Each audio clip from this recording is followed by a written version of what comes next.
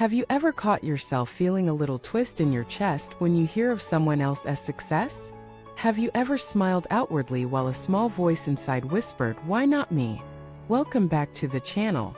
Today we're diving into a counterintuitive practice that has the potential to turn one of our most draining emotions, jealousy, into one of the most uplifting forces in our lives. Rejoicing. This isn't just about being happy for others in a polite social way.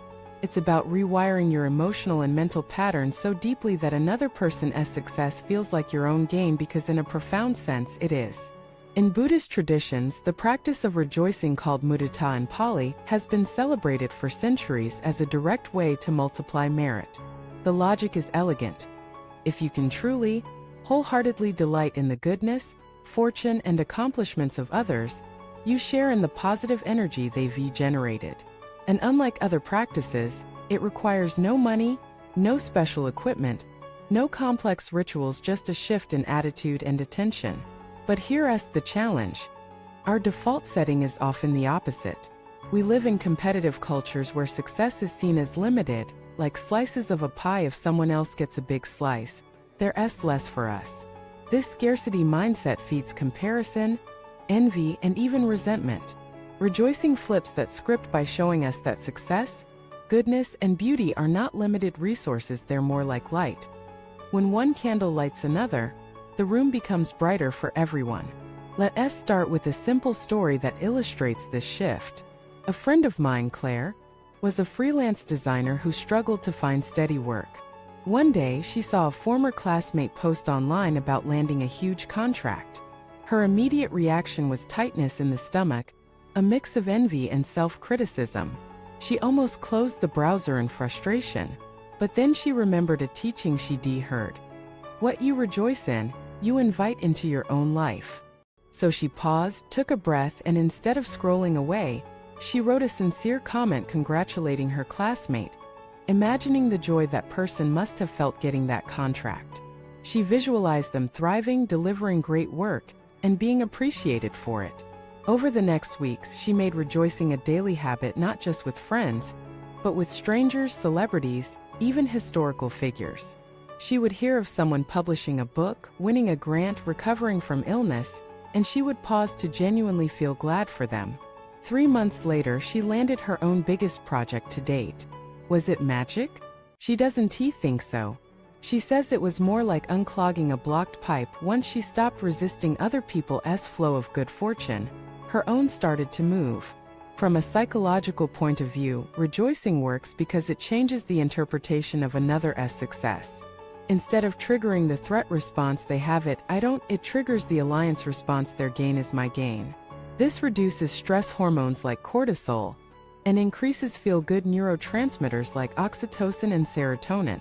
Over time, your brain literally rewires to associate others' happiness with your own sense of safety and abundance. From a spiritual perspective, rejoicing is like planting seeds in your own mind stream. The joy you feel for others waters your own potential for similar joy. And because it's genuine, not forced or performative, it doesn't deplete you, it enriches you.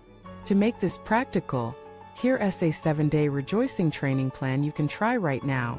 Morning intention. Upon waking, choose one person, friend, family, colleague to rejoice in today. Think of one good quality or achievement they have and feel glad about it. Micro rejoicing moments. Whenever you see someone doing well, getting praised in a meeting, enjoying a meal, laughing with friends, pause for a silent "I'm happy for you." Rejoicing journal. At night, write down 3 successes you witnessed that day, big or small, and note how you felt rejoicing in them. Transform jealousy. The moment you feel envy, label it, then consciously flip to rejoicing. I'm glad they have this, it shows what's possible for me too. Group amplification. In conversations, actively add to others' rejoicing. Yes, and isn't it wonderful how this creates an upward spiral in the group. Historical heroes. Rejoice in the accomplishments of people from history whose work still benefits you today. Global practice. Before sleep, imagine sending rejoicing to the whole world, celebrating all acts of kindness, beauty, and success happening right now.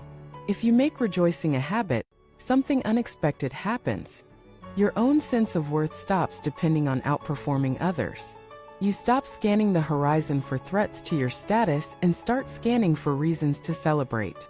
And in a world where negativity often dominates attention, that's a radical act. The real magic of rejoicing is that it transforms relationships.